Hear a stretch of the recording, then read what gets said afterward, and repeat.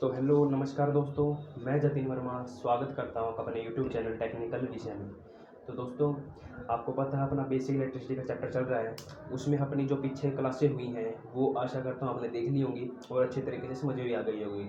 तो दोस्तों, आज की जो अपनी क्लास है वो होगी अपनी AC DC के ऊपर, यानी AC करंट क्या है और DC करंट क्या है और इनका यूज़ कहाँ कहाँ होता है, और दूसरा इनमें से कौन सा सबसे ज़्यादा खतरनाक है, AC करंट या DC करंट कौन खतरनाक है, आज उसके बारे में हम देखेंगे या पढ़ेंगे।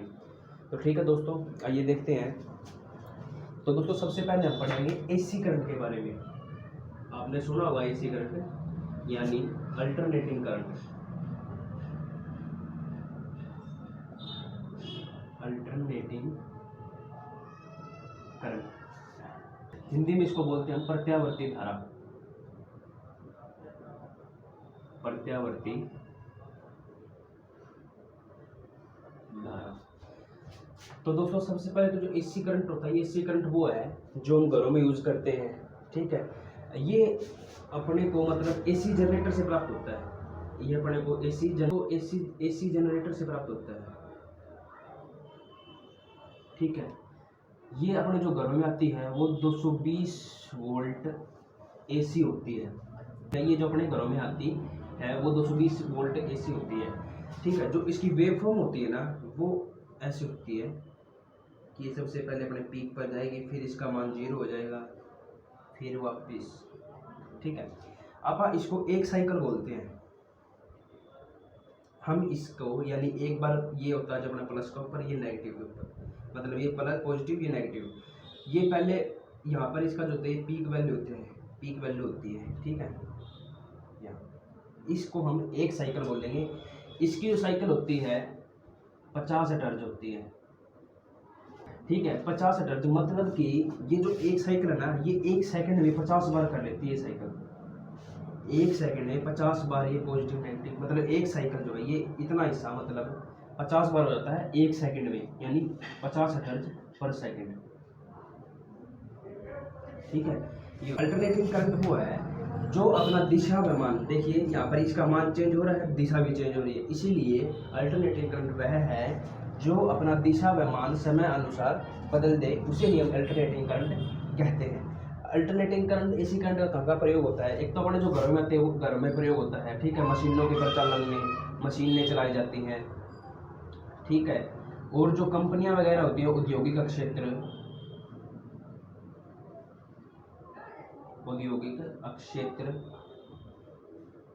वहाँ भी मतलब अल्टरनेटिंग करंट का प्रयोग किया जाता है। ठीक है दोस्तों, आ गया होगा इतना समझ में। नेक्स्ट है अपना डायरेक्ट करंट यानी DC करंट।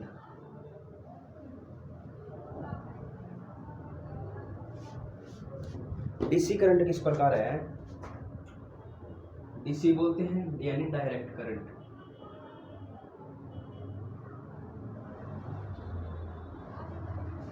हिंदी में इसको हम बोलते हैं दिष्ट धारा।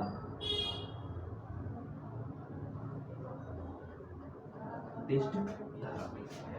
तो दोस्तों, सबसे पहली बात तो इसका जो होता है ये पॉजिटिव नेगेटिव में होती है। पॉजिटिव नेगेटिव होती है। ये अपने को बैटरी होगी, बैटरी, सेल या फिर DC जनरेटर, वहां से अपने को ये डायरेक्ट करंट मिलती है। इसकी कोई साइकिल नहीं होती भाई, कोई अटर्ज नहीं होती इसकी। ठीक है, इसकी अटर्ज 0 होती है, बराबर 0 होती है, यानी इसकी कोई फ्रीक्वेंसी, इसकी फ्रीक्वेंसी 0 होती है। ठीक है, इसमें और जो इसकी वेव फॉर्म है वो सीधी सी रहती है। ये डायरेक्ट करंट है इसकी वजह। अब देखो, जो अपना AC करंट था उसमें तो अपना समय और मान दोनों चेंज हो रहा था, लेकिन डायरेक्ट करंट में कुछ भी चेंज नहीं होता, ये सीधा एक ही दिशा में, ना कोई इसका मान चेंज हो रहा है, एक ही दिशा में चलती है, इसीलिए इसको डायरेक्ट करंट हम बोलते हैं। इसका प्रयोग हम कहाँ करते हैं? इलेक्ट्रोप्लेटिंग में।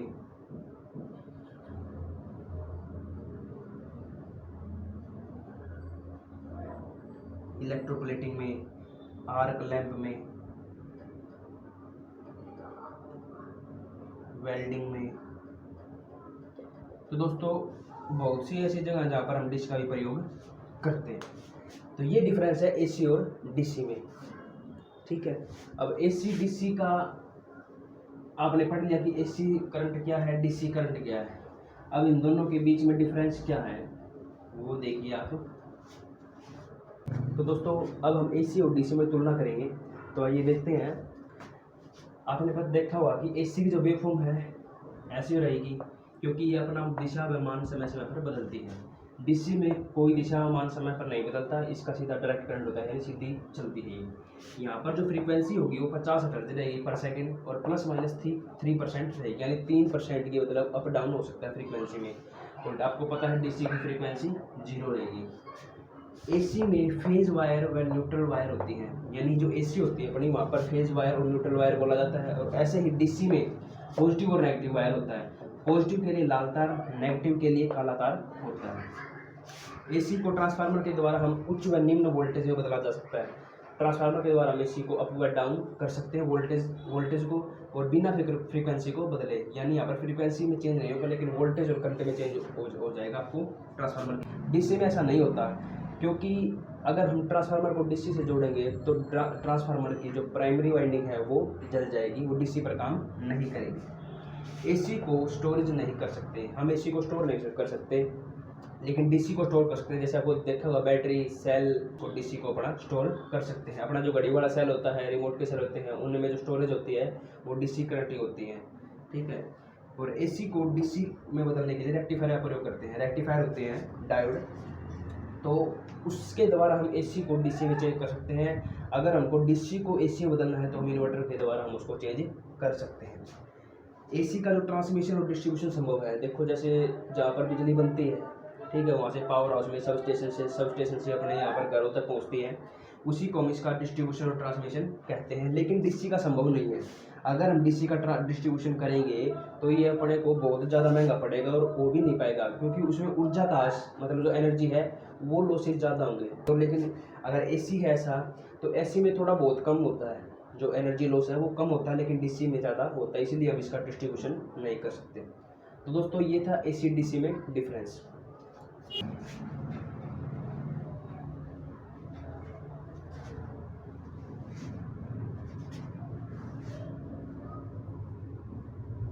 दोस्तों एसी और डीसी में से सबसे खतरनाक कौन है ये देखेंगे।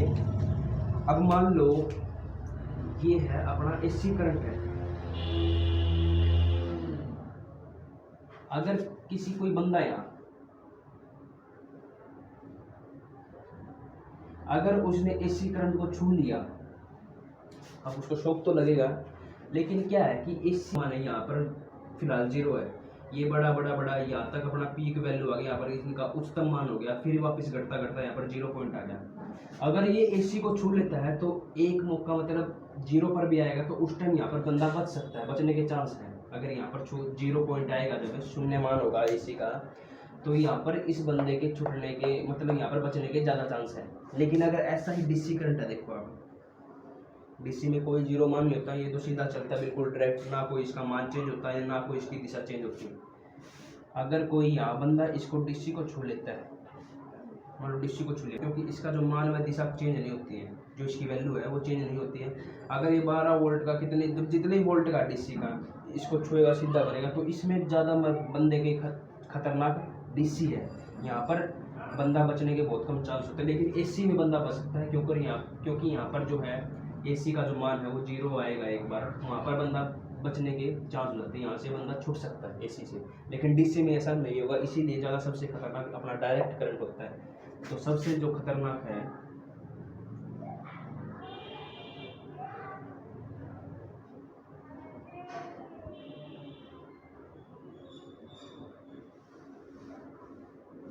ठीक है, कई बार कन्फ्यूजन रहता है कि एसी और डीसी में से कौन सा खतरनाक है।